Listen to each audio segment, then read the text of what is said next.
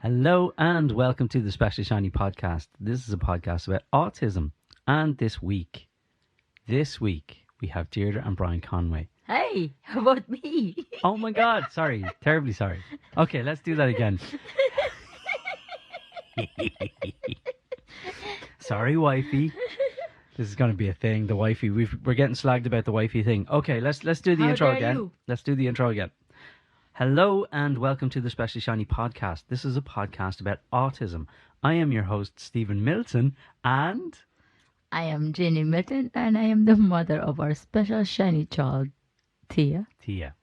And this week we have a great interview with Deirdre and Brian Conway. They are a lovely couple and they have a daughter called Orlaigh, and she is in the same school as Tia. These guys are brilliant. They are so committed. When we sat down with them, we were just blown away by how much commitment they have to their family. They're so tight. Isn't that right? That's right. Orlaigh has autism and an intellectual disability. So there are a few challenges there, more so than ours. Yeah. I'm not comparing notes, but, I salute to these two couples and These two people. Yeah. these two people, Deirdre and Brian. And, you can see their dynamic, Yeah, you can. and their passion Yeah. on raising their children. And though they work so much for Orlaigh, but they are aware of the other two as well. Yeah, the impact it has on the other two, yeah. That's right, yes. Yeah. So, I'm looking forward to hear the interview. And I was there, actually, in front of them. But with no mic. But we kept you out of the loop. That's right. They're like, yeah, just let her sit in the corner. Yeah, put you in the corner. But no one puts wifey in the corner. No, It's terrible. No, nobody. No. Nobody. Okay. Nobody. All right. Listen, without further ado, enjoy.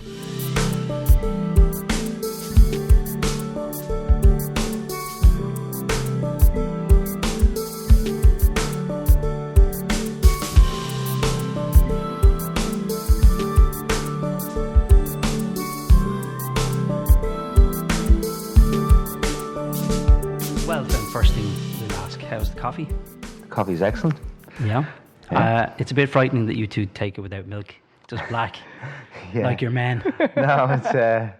I suppose Dee's big into her training, and she's kind of never took her milk in her coffee, and I used to be taking 2 sugars, milk, the lot. Oh yeah. But now, Builder's tea. you start Builder's weaning yourself off the sugar and Yeah. off the milk until you Yeah. go. I'll keep going. Yeah. And I just keep looking for the stronger hit all the time. Yeah. I suppose the fact I work nights as well, coffee's important. Yeah, it is important. Keeps you going. Yeah. Have you heard of bulletproof coffee? I have heard of it, but I haven't. The one where he puts like a big knob of butter inside the coffee, so Yeah. it's Oh, I loads have, of butter yeah, and coffee. I have. Coconut oil I use as well. Oh, okay. Spoonful of coconut oil in. Yeah. Very nice. Someone recommended raw egg. Haven't heard Yeah, that one. whisk that in. Okay. Yeah, I mean it'll be cooked by the time it goes through the coffee, but yeah, sounds good. And the other one is CBD coffee. Have you heard of that? I haven't heard of it. I know CBD, but I haven't heard of it in the coffee. we all know CBD. Yeah. Yeah, CBD is our friend. But that's another thing. Now it's about 20 quid a bag for a 250 gram bag, but sounds interesting. It Yeah. sounds like something I'd like to try. Yeah. Now, so guys, first things first, we'll ask. Just want to ask you guys to introduce yourselves, please, for me. Yeah. Hi, my name is Brian Conway. Father of 3 kids and father of Orlaigh as well. A husband to Dee. I'm Deirdre Conway. Like that, we have 3, and our youngest, Orlaigh, would be the one we have with autism. Yeah. And so when Orlaigh got her diagnosis, what was the diagnosis?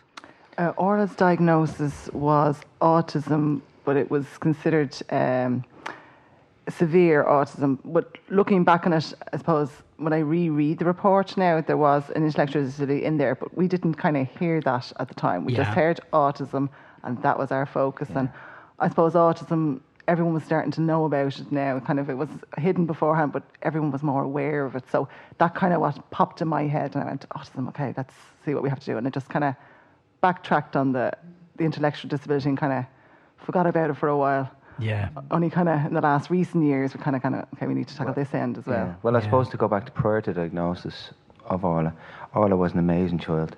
We used to call her our angel. She was speaking. Clodagh was learning our numbers. Orlaigh be talking in the back. She'd be going 1, 2, 3, 4, all the way up to 10, no problem. Great sleeper, great eater, no problem. Very regimented. Now I know that's autistic anyway, but she not an ounce of trouble. Very easy baby. Played with everything the right way. Like So my eldest son plays with everything the wrong way. Takes it apart. She used to play with toys brilliantly. I suppose up to 2, fantastic.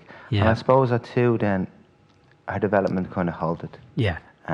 Just that parallel play rather than interaction. Yeah. And I suppose she did at 3. I think she got her We started 3-year assessment. There wasn't Yeah. an issue, but I think we felt in our heart there was something there. Yeah. There was something there. Yeah, I pushed it through quick. We got it done within the year, so Orlaigh got her diagnosis at 4. Yeah. Okay, that's great. Yeah, that's very early.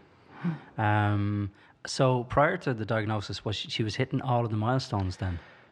When you bring her to the doctor Up to or to the district health she nurse? made her 3-year assessment okay, but Yeah. even at that stage, I think myself and Dee felt that there might be an issue there. Yeah. She wasn't progressing normally, if I can use that term. I suppose she wasn't hitting all her milestones and stuff. Yeah. Okay. So once then she had her assessments, what happened next? I was attending with Orlaigh into the Montessori, so once she got her diagnosis, she was told she had to go school straight away. She couldn't have her 2nd year of Montessori or anything like that. So, like that, looking for a school place, we had to start.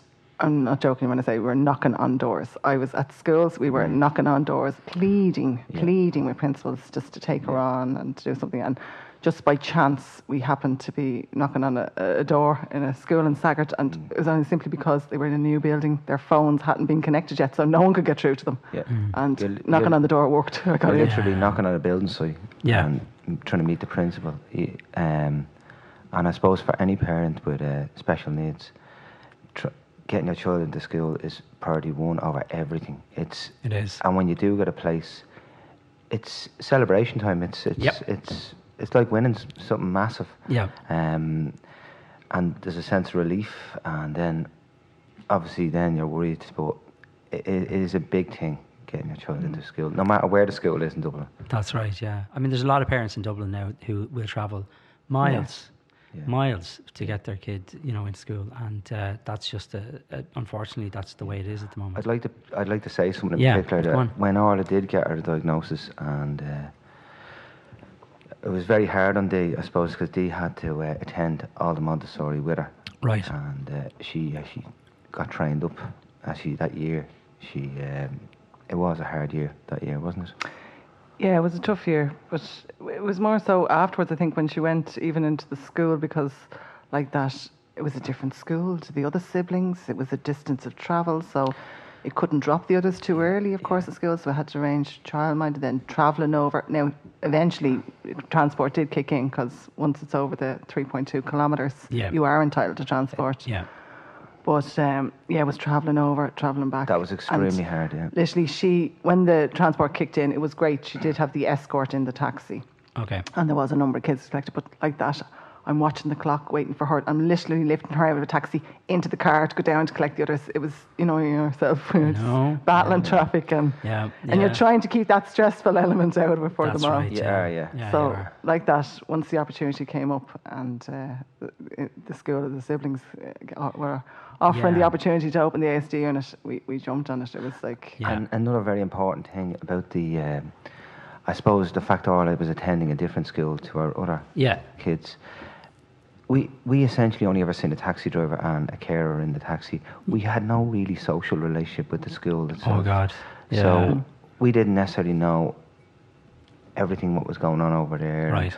But I suppose where Orlaigh is at the moment, which is quite local to us, we would know all the teachers. Everyone knows Orlaigh in the school. Yeah. The siblings are there. We're very much aware of what's going on, and that's a major relief, and it has to help.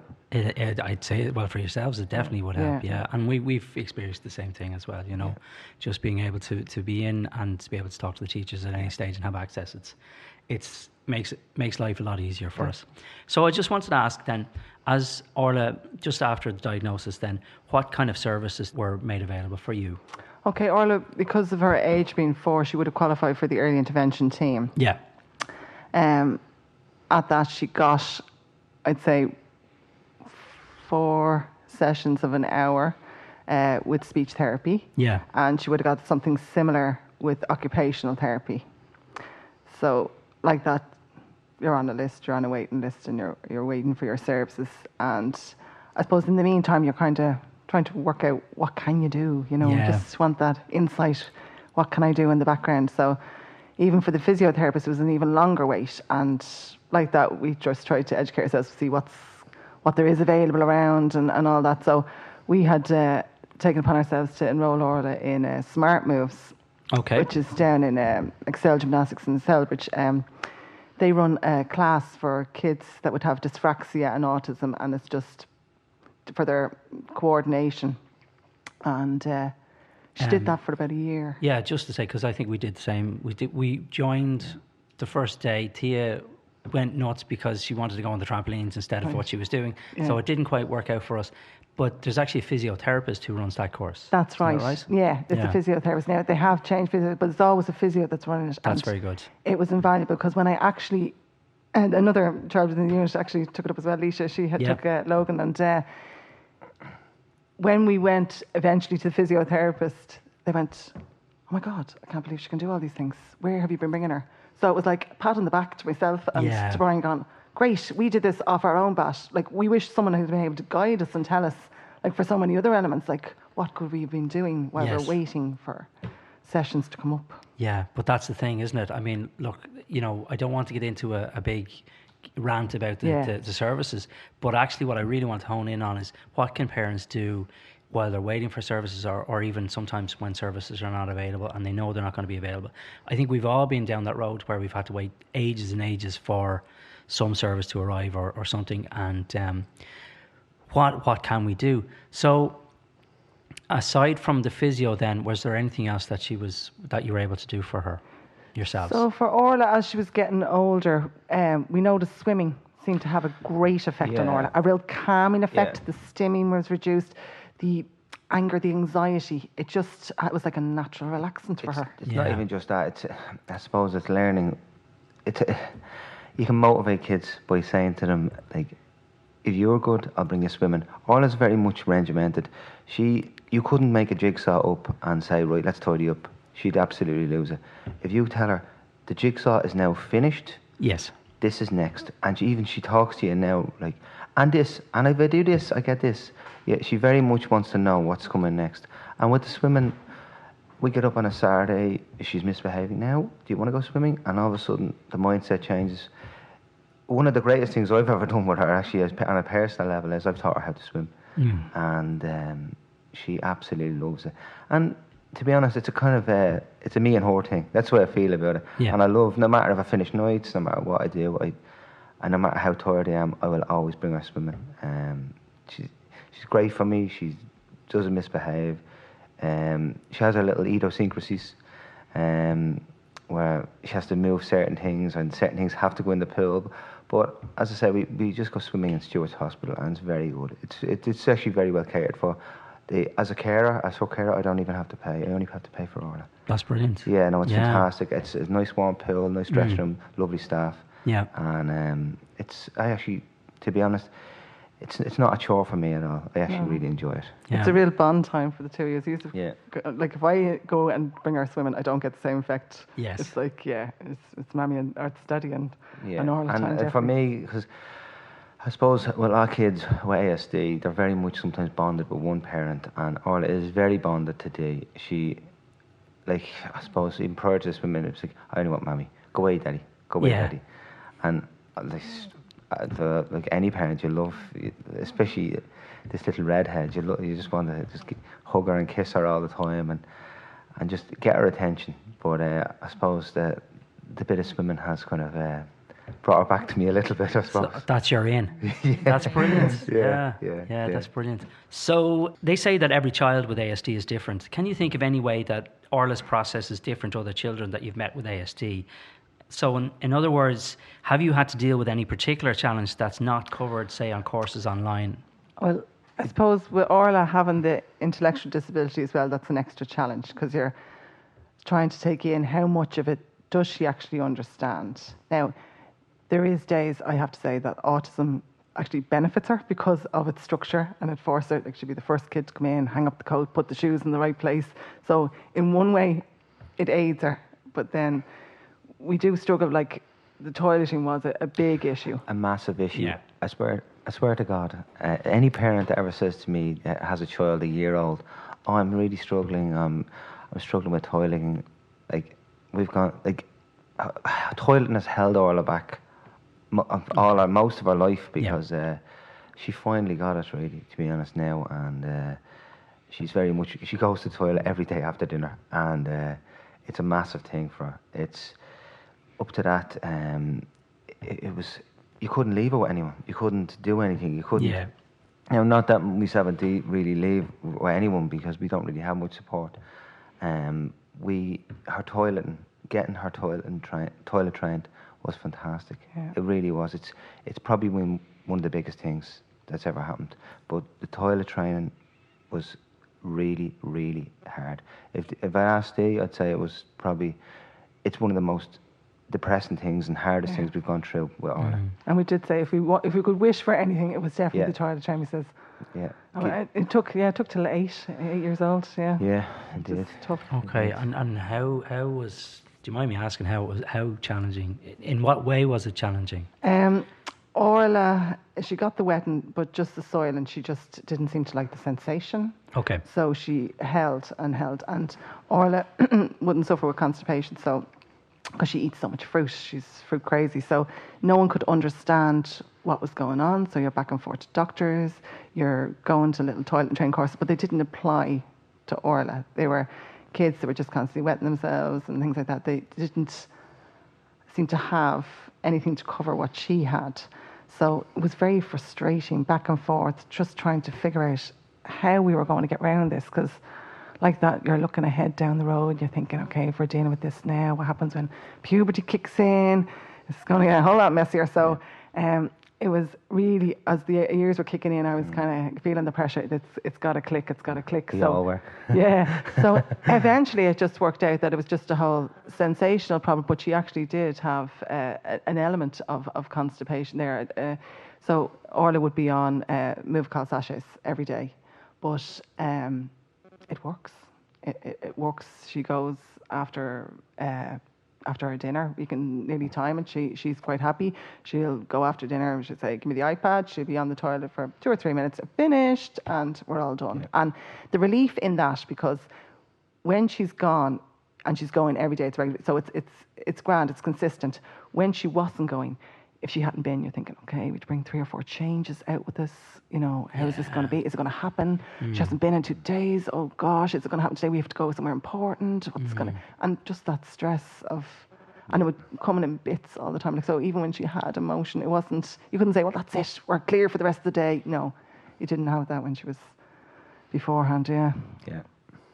Tough, all right. That was tough. And so towards the end then, what started working? Movicol? Just the Movicol. Just giving her Movicol. Yeah, Movicol. The way we met that girl. She'd been to the our local paediatrician doctor. She'd been to another doctor down in the surgery as well. We had brought her to Tala Hospital to check out to see if she had any obstructions or something there. Nothing seemed to work. Then another doctor happened to be in the surgery who happened to come from Tala Hospital, and he says, I've seen she's been to Tala as well, and they didn't find anything. So this is what she suggested, the Movicol, and we just never looked back. She says, start on a high dose, and we just tailor it back. And we have, yeah. Yeah. So I thought it'd affect her.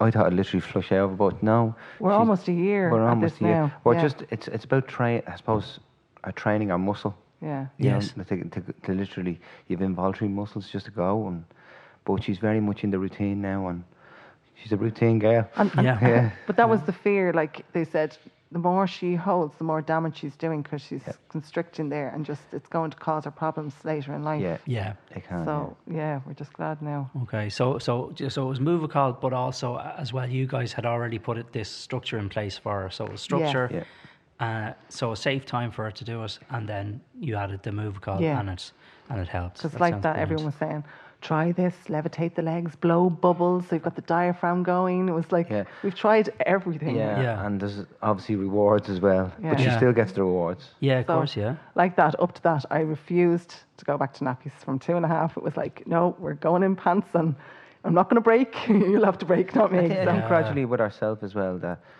we used to use a little pad in the pants, and she'd say, "No, liner, I don't want that. I don't want that. Take it out. Take it out."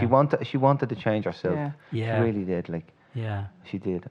But no. And that's the funny thing with kids with autism, isn't it? Like there's a sort of a wall sometimes, and you don't know what's going on behind the wall.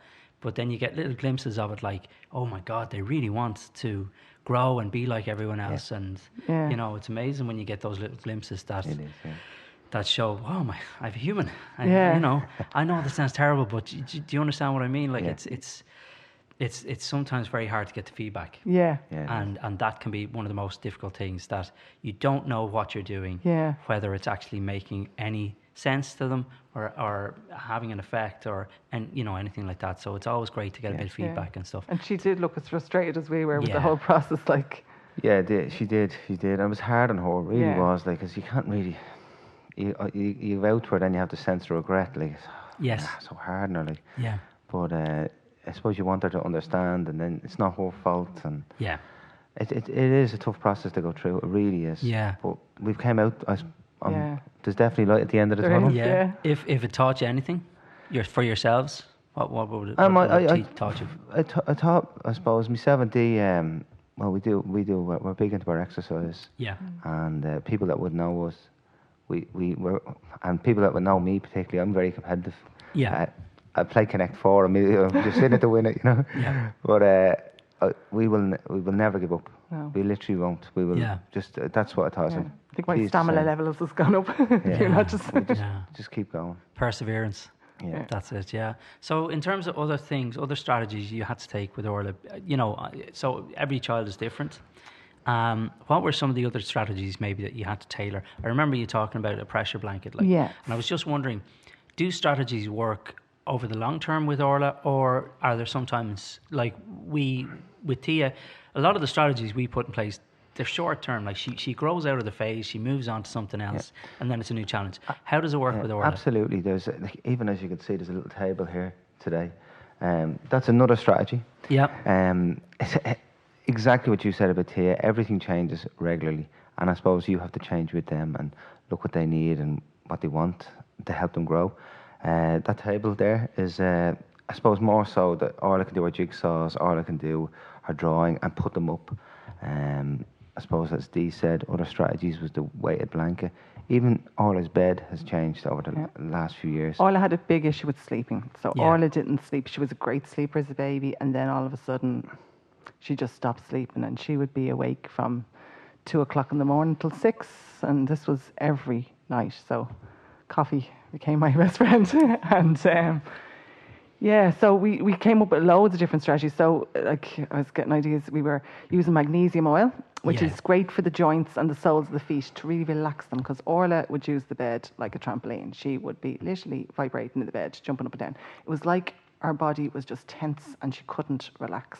So we associated this as well with the toileting, because she'd go to relax and then it would come on her. So she was up and down to the toilet a lot of times. So it was trying to find the balance between what was, you know, was it the toilet, was it the sleeping, what was it? So it was a connection of both. But we looked at several different things. So weighted blankets I know can be really expensive. So you kind of want to know, is it going to work before you go down the road? But didn't you make your own? I made my own, This, you know, Google is great, YouTube is great. I looked into it, We calculated Orlaigh's weight. We got the Ziploc bags, filled them with rice.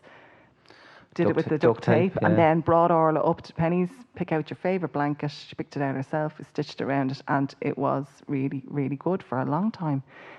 She'll still have it every now and again, and the good thing about it now is I used to have to wait to fall asleep and then go in and remove it.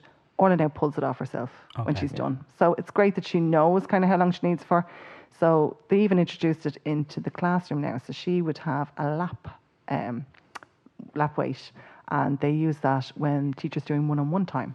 Very good. And they find they get the best connection with Orla then during that time, and even just afterwards, that they get more work out of her. She's more engaged during that time. So the weighted blankets work really well, because Orla would be into all that deep compression, deep squeezes, so she enjoys that weight. She does, yeah. She's big into, sometimes you have to lie beside her. We changed our bed there.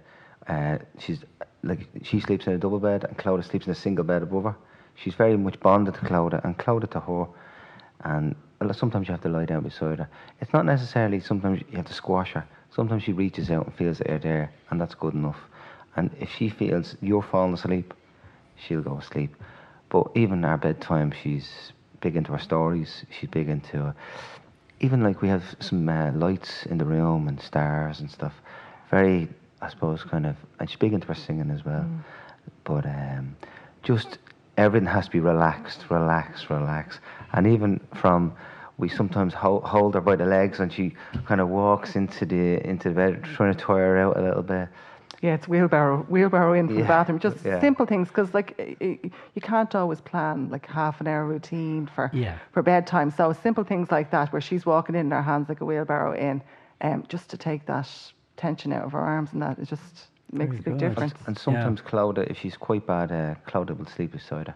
Okay. And when she does, Orla's very happy now. And what Clodagh just will go asleep at the drop of a hat. She'd boom, gone, and sleep all night. Now sometimes she doesn't, and Orla will fall asleep, and Clodagh will just nip up to her own bed then. Very good. But to be honest, we would, as a family, would be lost without Clodagh. That's lovely. Clodagh literally is... I call her the glue. No, we call her the glue.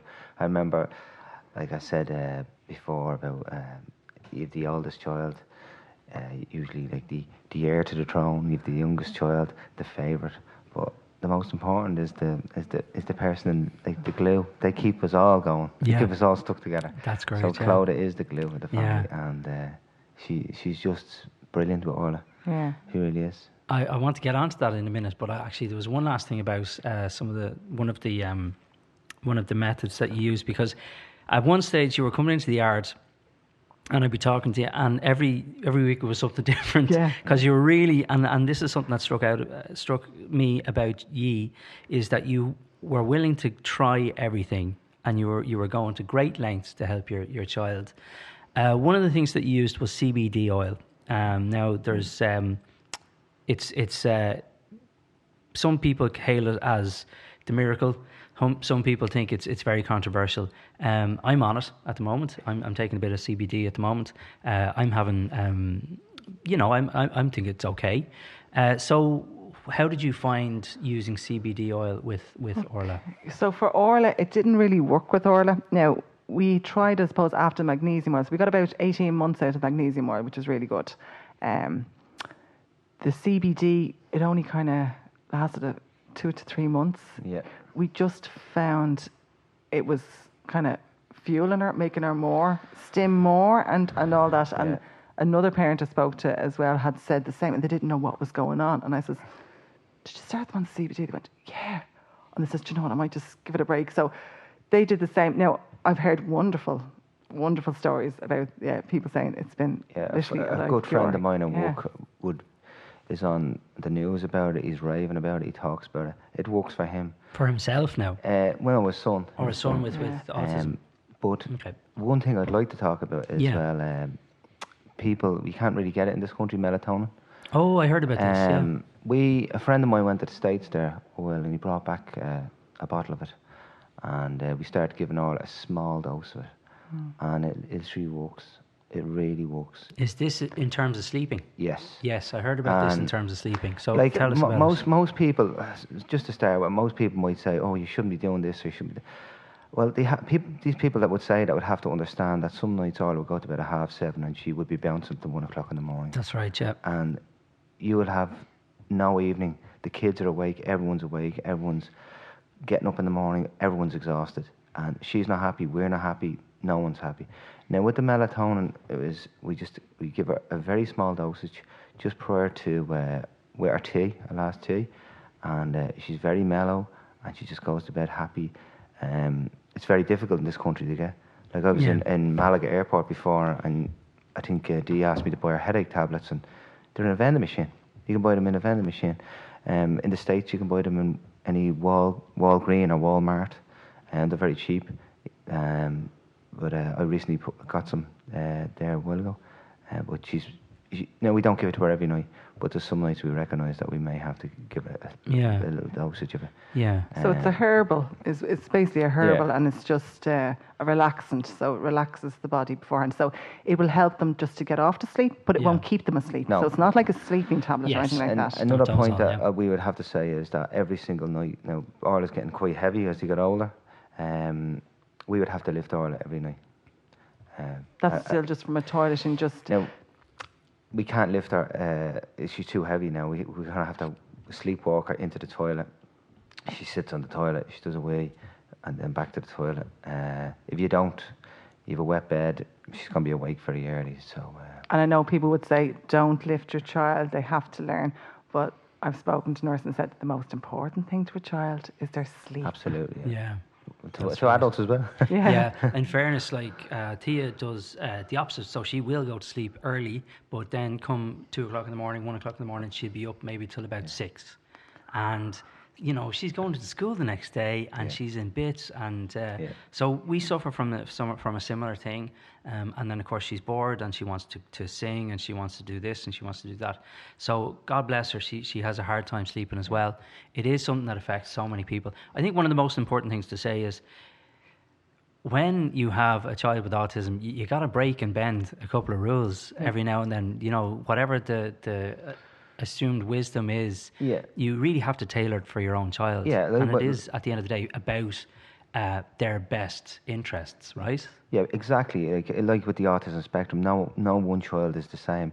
Everyone is and every family is slightly different. And I suppose you're going to have to do the best for your child and your family. So I would never. There's no judgment with it. Anyone with autism that tries this and tries that, I would welcome it, because I suppose, like what you were saying earlier today, that you have to try everything and see what works for your child. That's right. Yeah. And what mightn't work now, I would always revisit it again, because it might, when they're as they change, it might suit later. Yeah. So we can never rule it out. Yeah, keep the door open. Yeah, definitely. I'd say some of the Facebook pages, the Mammy's Autism pages, they are your source of so many information, and you hear so many stories. Oh, have you tried this? Have you tried that? And then like it follow, and you say, oh gosh, I forgot about that. Let's give that a go again. Yeah. Or it's a great source. I would say that's probably your best source, is beyond things like that. Yeah.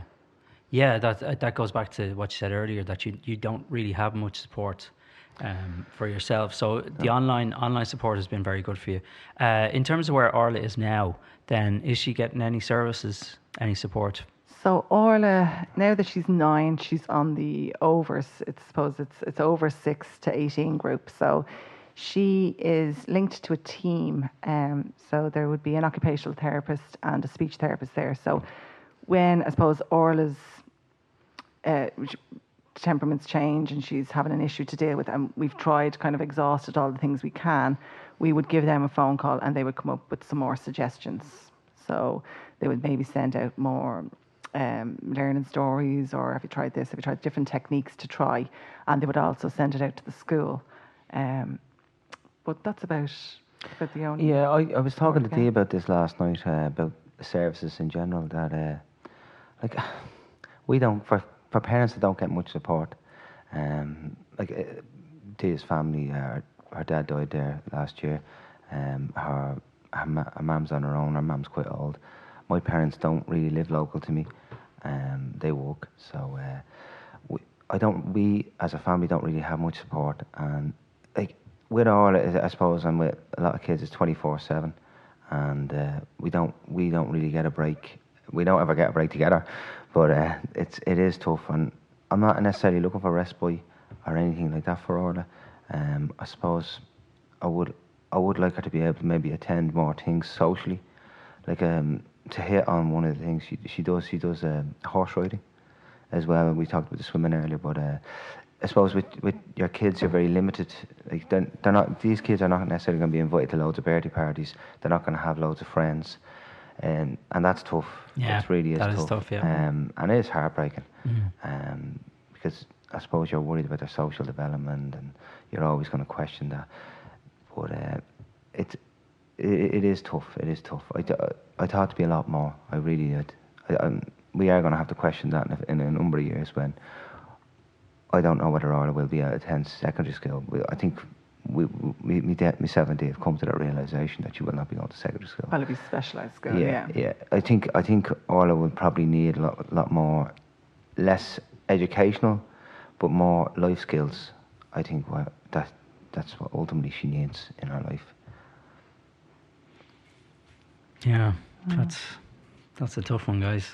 I mean, I think that's the biggest thing for a lot of parents when you look forward and you see that huge grey empty space of not knowing how you know, with your other kids, you can kind of see them develop and you're thinking, oh yeah, future footballer, future whatever. And you know, when you look at your child with autism, it's a little harder to imagine what life would be like, and it can be a little scarier as well. Yeah, it is scary. Yeah, it's tough. Well, you're worried about them after you go, like it's, and that's right. Then all of a sudden you're asking, you're asking, it's going to be up to your other siblings or her siblings to.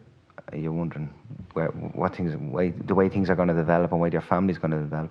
Yeah. But to be honest, and I'll say this, that some families kind of fragment with diagnosis. And, yeah, that's right. I think it's brought me 70 a lot closer together. Yeah, that's great. And then your other kids. So could we talk about them? I mean, how has it impacted them?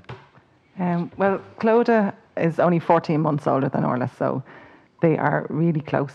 I can see it in Clodagh already. She's got the teacher element. She's mammying Orlaigh like she will. She's my second pair of eyes. She's going, Orlaigh's at the presses again, Mum, quick, can you running down? And she helps her so much. And in one way, we're kind of hard on Clodagh because if Clodagh gets it wrong, then Orlaigh gets it wrong because she mirrors her in everything she does. Yeah. And even more so as she gets older, she can see more in things that Clodag's doing, and she wants to be able to do them. So when she sees Clodagh getting dressed to go out for football, she wants the football gear on. She wants to do everything that they're doing. Yeah, she does. And our eldest, Carl, I think sometimes he obviously he's a boy and he's in his own room. He doesn't share a room with Orlaigh. That sometimes it's hard for him to get one-on-one time with Orlaigh because I suppose Clodagh is like, as Dee described it, like a second mammy to Orlaigh. And if Carl wants to talk to her, kind of Clodagh overruled him a little bit. But he's still very caring towards her. He's not as close to her as obviously, but we used to say to Carl, she's not an object, don't talk, she's still a person. He used to, because he never really interacted with, but he is making much. I wouldn't verbalise much to her. I'd say just talk to her like she's a person. We used to be over the far side of the kitchen, use your words. I don't know how many times we used to say that. We still say that to Orlaigh. Orlaigh repeats it back to us all the time. I'm using my words, and I think they've done a lot of activities together. They've obviously been on a lot of good holidays, and they have bonded together. They really have now. It's very important as well as a family that obviously Orlaigh is a lot of our focus all the time, and sometimes I do a lot of stuff with Carl. He does boxing and he does soccer, and Clodagh does running and she does soccer as well. But and on another point, we feel that we've given so much to Orlaigh that I don't want my kids and he doesn't want the kids missing out on anything, and we're out every night. That's the way I can describe it. We're out every single night. We're out really late. We're gone all day Saturdays. We're gone all day Sundays. I don't want the kids to miss out on anything, and I suppose we're always tired. Yeah. And we probably do more than the average because, that, we don't want the other kids to resent Orlaigh or feel they've been held back as a result of Orlaigh. Exactly, and I think it's very important as well as, like, for me lately. I kind of always re-examine this in my head. I always talk. I want to have one-on-one time. So sometimes I would take Clodagh out for a cycle. Just then, I'd cycle down the road and we'd go to a cafe.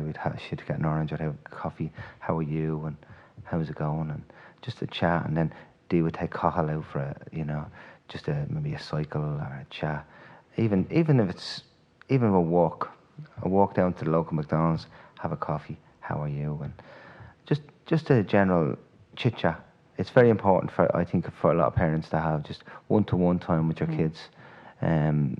Just to see what's going on. That's all. But definitely they do. You can see they do both love Orlaigh. Like if anyone says anything wrong, oh yeah, they will defend her to the hilt. Yeah. Oh, they will. Yeah. And like even Claude will go over in yard and say hello to Orlaigh, and Claude's friends come over and they want to say hello and say, "Oh, get her to sing the song." They want to hear how she's developing. Just in the school, they call Claude moved to secondary now, but in school where it's quite a small school. Yeah. It's it's a really good neighbourhood school. I always think that I always feared that they're so protected in that school because the teachers are so good. It feels like a family. It really does. Everyone knows everyone. I always think when they make that jump to secondary school, it's going to be like they're in such a big environment then, and it's kind of a scary environment as well. That I don't know how they're going to react because they're moving from a really secure place to an unknown place, a much larger place, and I'd be worried about them. Yeah, of course you would. Yeah, we're the same. Tia's hit coming up for, so she's one more year in Scummer, and then she's moving to a secondary school, and we have to put things in place then for her SNA. Hopefully, we'll have to see how it goes. So the last question I want to ask, as Orlaigh's number one advocates, both of you, what would you love to see for her? Is there anything you would love, if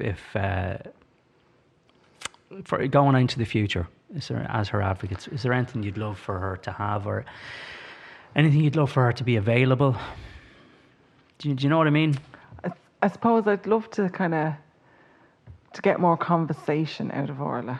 Like that's like getting into the head again. But Orlaigh would have done a lot of echolalia, a lot of teletalk, repeating. Now she would use things in the right context and that, but just a general conversation. I'd love her to be able to chat to other kids. Now, some of them are great. They talk to her and they get nothing back, but it doesn't bother them, and they'll just keep talking because they know that's the way Orlaigh is. And if Orlaigh wants to talk or she wants something, she will talk. But just to be able to have a general conversation and just be able to have a chat. She doesn't do that. She will shock you at times. She'll come and go, "Oh, Mom, I love your necklace," and you nearly fall off the chair.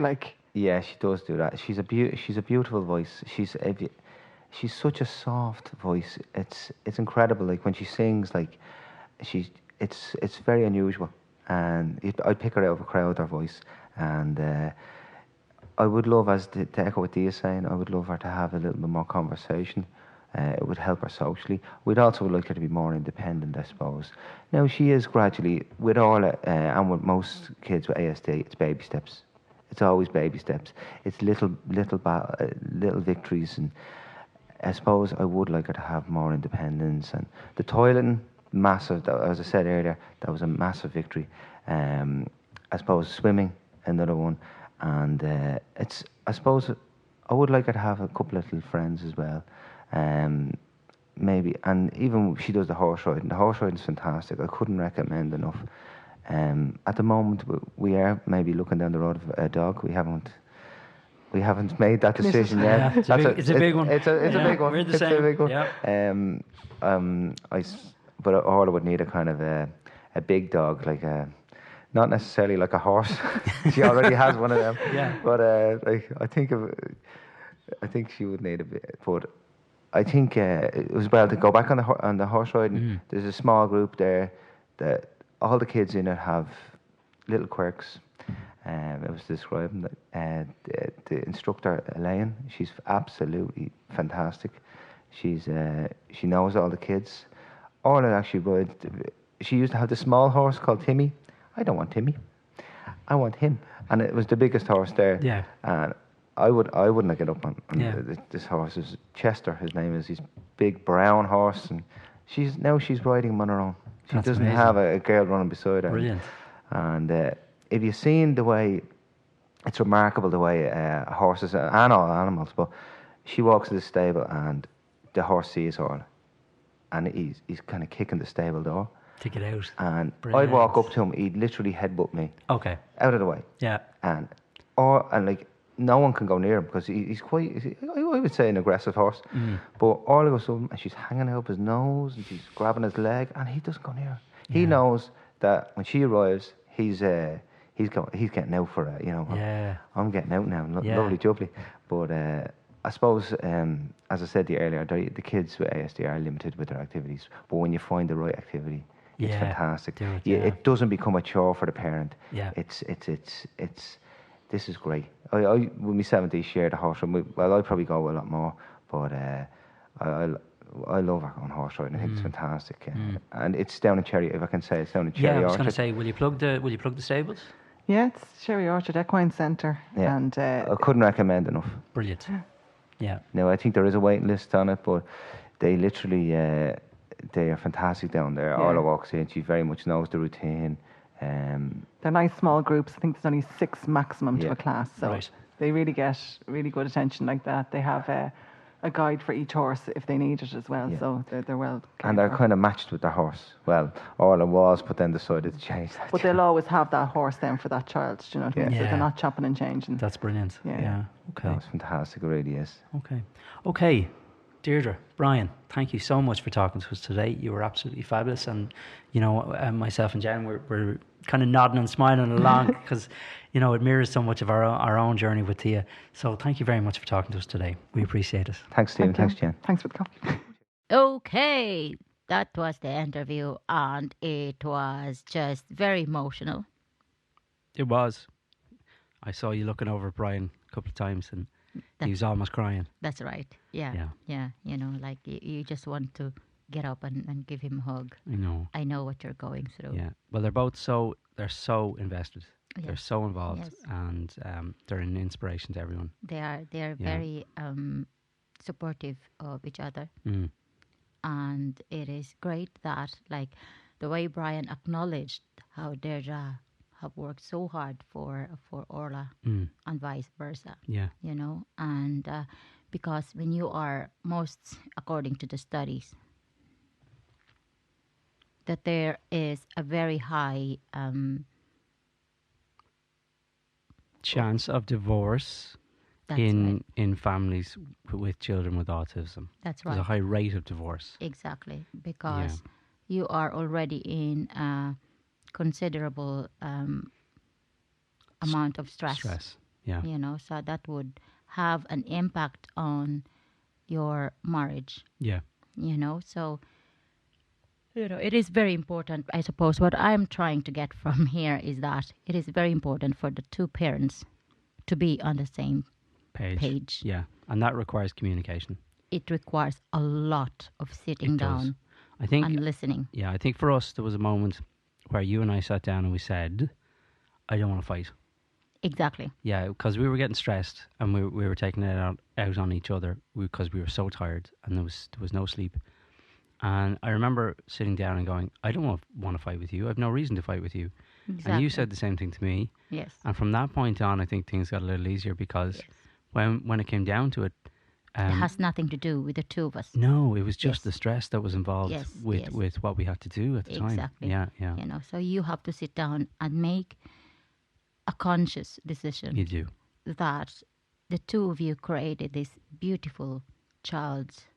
So therefore, the two of you have to be on the same page. Yeah, that's now if you're in a committed relationship with someone. Yes. Obviously, there are single mothers out there, single parents out there, and God bless them. And we hope that they have The support. That's right. Yeah. Because it is very important that you have the support, even if it's not coming from your family, Yeah, from your friends, anyone in the system, anyone Yeah. at all, even a stranger in the street. now that's a bit far, but okay. That's a bit far. Yeah, it's a bit much. Yeah, But sometimes, when you sit down with someone in the bus and you know that you have like an hour and a half of travel, start annoying them. Okay. But actually, that's happened to you a few times where you've ended up in conversations with complete strangers and they have given you great advice. That's right. And Because they will say like, oh, my granddaughter has autism, and oh, my niece has autism, and like it's some people are just doesn't want to talk about it. Yeah. And I do respect that. Yeah. Well, I talk about it. Yeah. I talk about our Thea, and for me, that helped me as I am talking. Yeah. I do listen to myself. Mm. Am I moaning a lot? Am I supporting my child? What am I doing to help her and to help me? Yeah. So anyway, let's not keep on talking. No, everything sounds great, but let's wrap this up because we just have an hour. So thank you very much for listening. We're on iTunes. We'd love if you could go over and subscribe or at least give us a few stars if you appreciated the podcast. Also, we have an email, which is specialshinypodcast@gmail.com. If you have any questions, if you want to say anything, drop us a line. There will be an educational psychologist coming on the show soon enough. So if you have any questions, we'd love to hear from you. Thank you very much.